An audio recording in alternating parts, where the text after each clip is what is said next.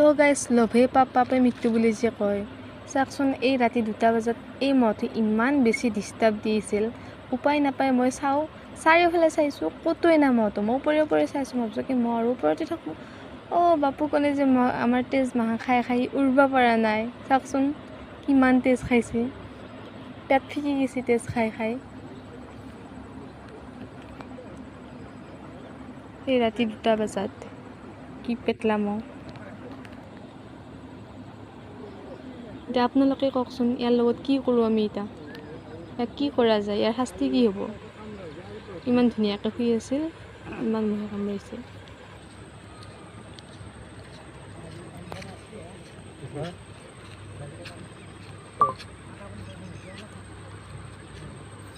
খাই ইমানেই শকত হৈছে উৰবাই নৰে চাওকচোন না খোজ কাঢ়িব পাৰে ভালকৈ না উৰব পাৰে ইমান পেটলা হৈ গৈছে আমাৰ তেজ সোপা খাই